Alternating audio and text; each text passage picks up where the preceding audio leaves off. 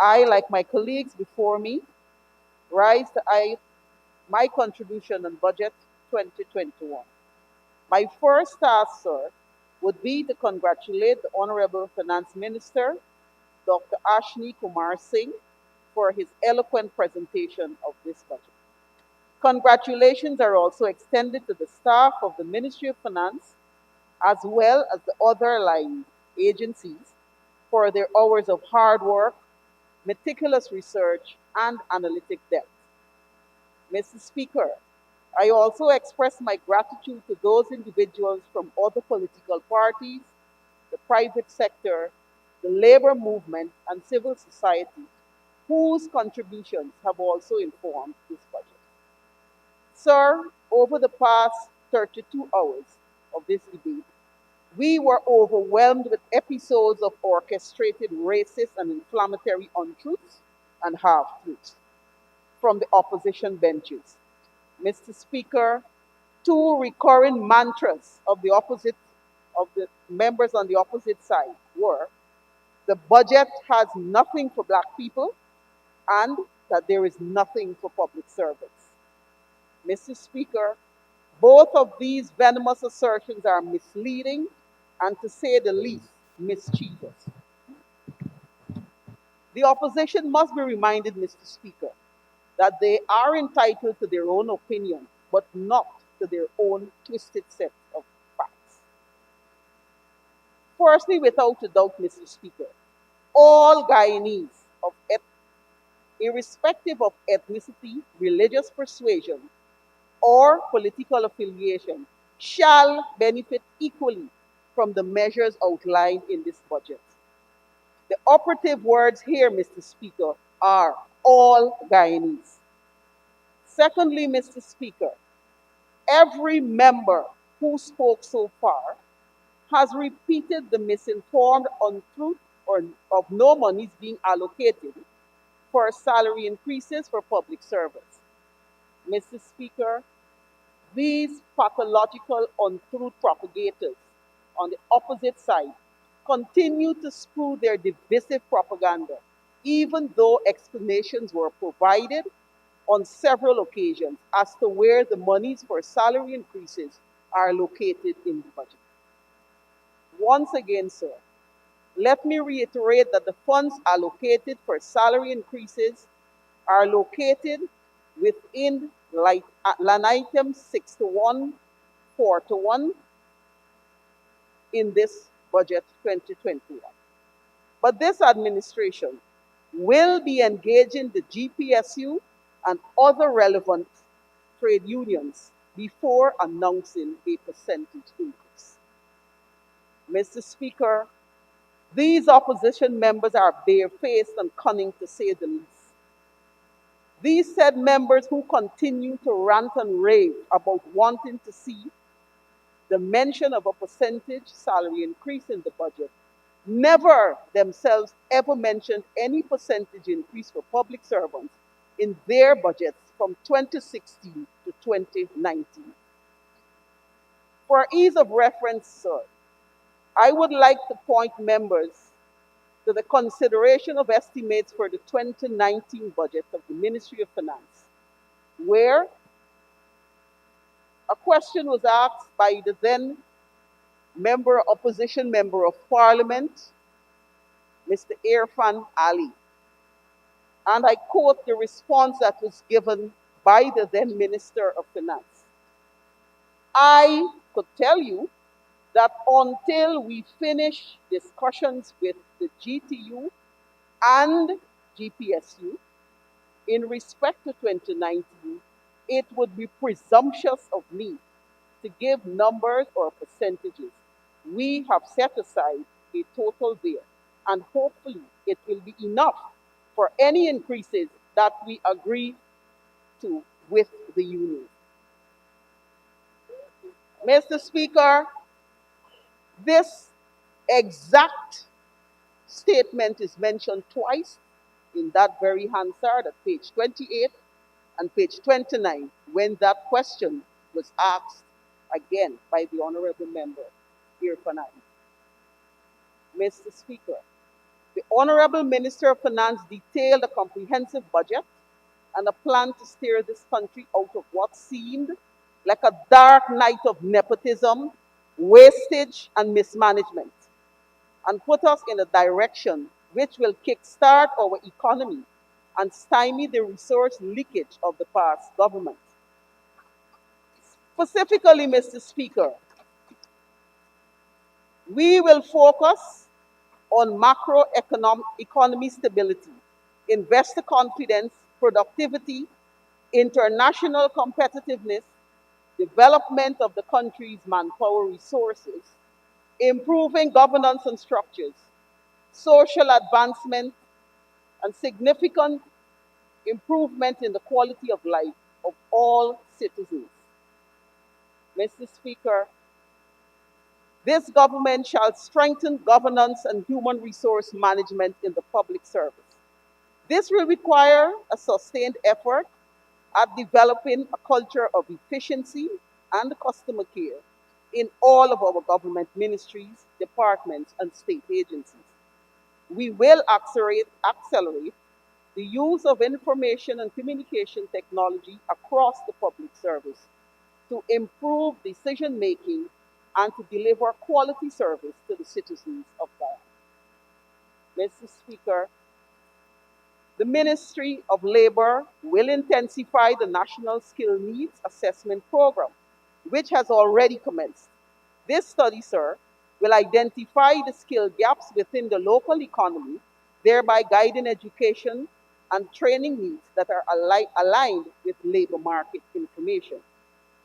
The government, sir, will intensify its focus on improving the operational efficiency and financial sustainability of the Guyana Water Authority.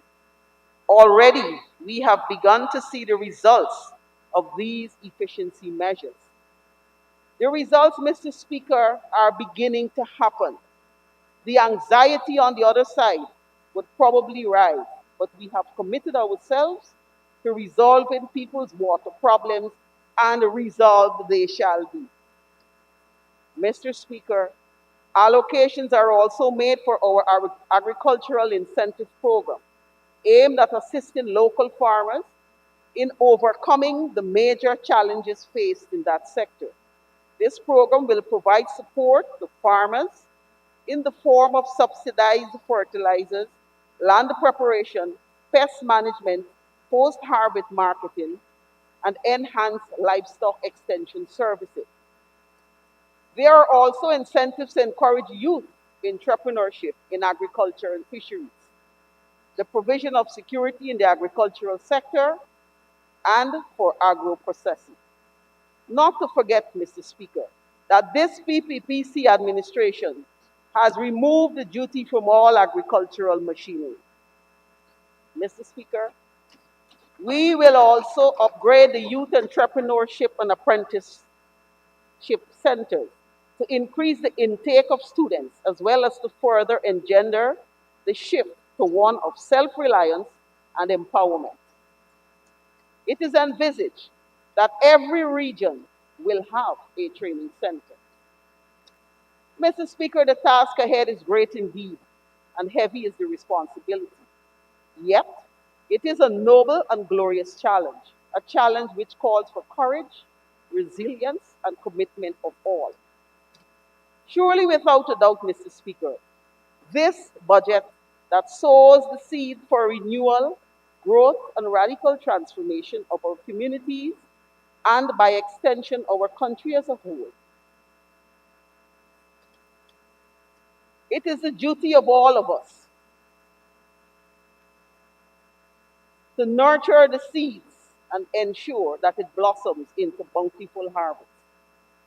This is a budget, Mr. Speaker, that surely reopens the door to a brighter, prosperous future for all Guyanese to finally enjoy that promised good life that evaded them for the last 5 years. Mr. Speaker, the fact is that the present environment calls for proactive management, visionary leadership, and the ability to create partnerships with stakeholders throughout the economy. It also requires, especially, that the poor and vulnerable are not unduly impacted, not only because this is morally justified, but also because it ensures a social stability and continuing commercial activity, which keeps business activity going. Mr. Speaker, it is obvious that the opposition has missed the mark. The opposition is out of touch with the realities and aspirations of the very everyday, ordinary Guyanese. Sir, all of a sudden, the members on the opposite side are professing concern about the measures in the budget which are designed to provide a better life for all. They want to know why, they want to know by what mechanism the poor and needy, as they have described our people, will benefit from the measures. By the Ministry of Finance implementing further taxation.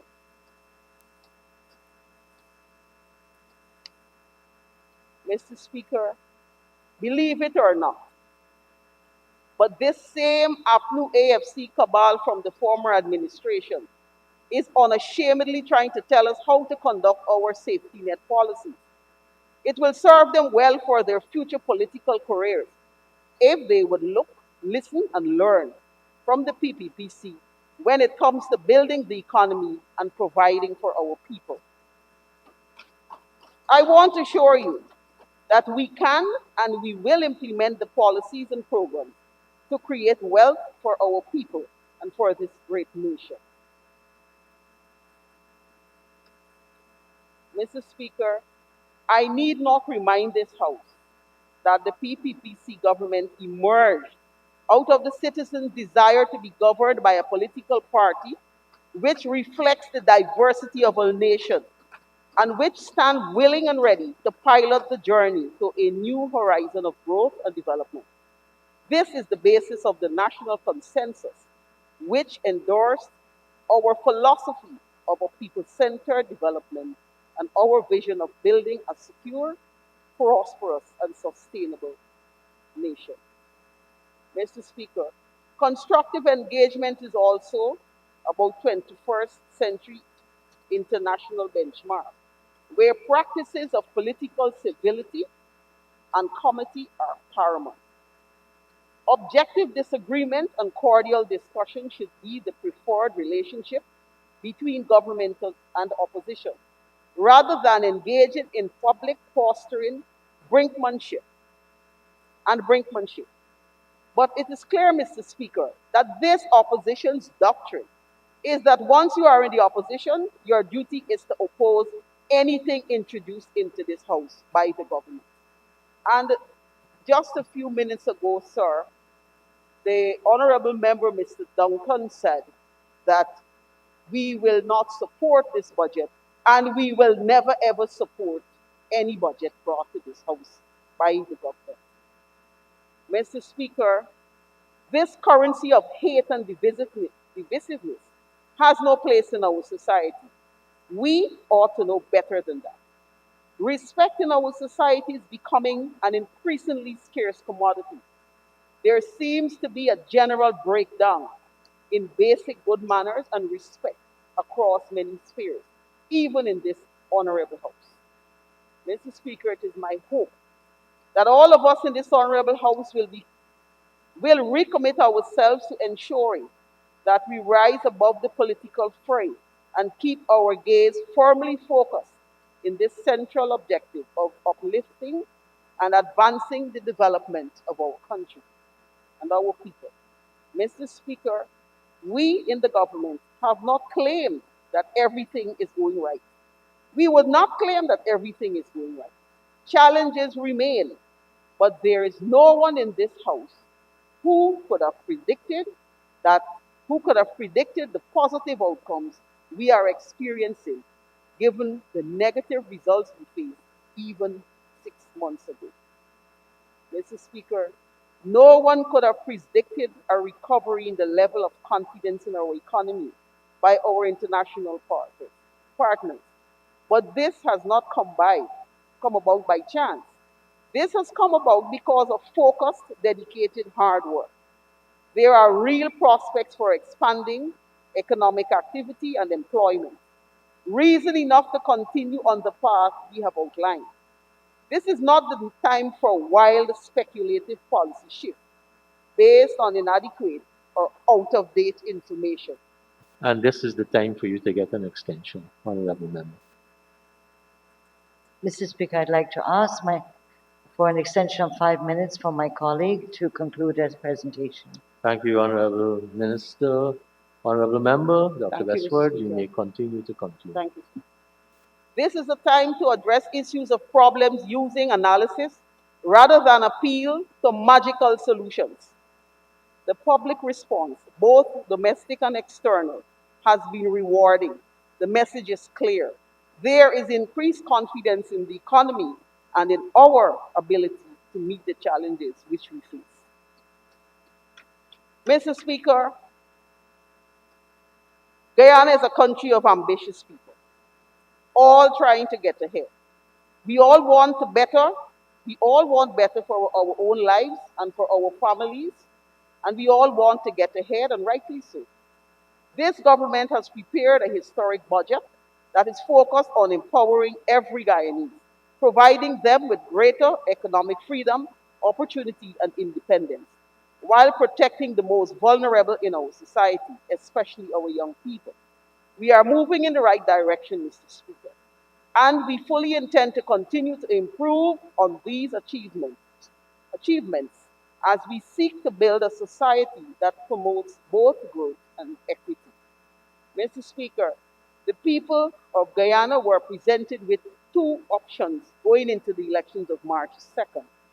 One option was to keep things as they were, unrelenting hardship, unending belt tightening, lack of accountability in government, arrogance in government, negligible economic growth, joblessness, and increased crime. The other option, sir, was to enter into a partnership of prosperity with the PPPC and traverse the road to prosperity and a better life. Mr. Speaker, the people chose the PPPC and the prosperity.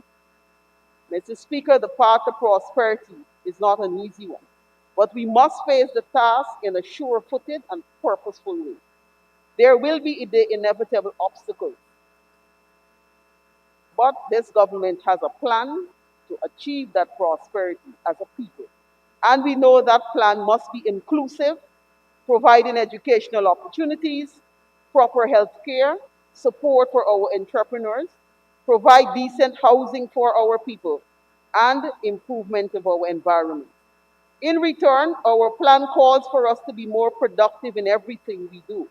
We must be prepared to confront each obstacle with diligence and courage. We must continue to take bold and essential decisions that will rescue our future by building prosperity first in our minds and then in our pockets.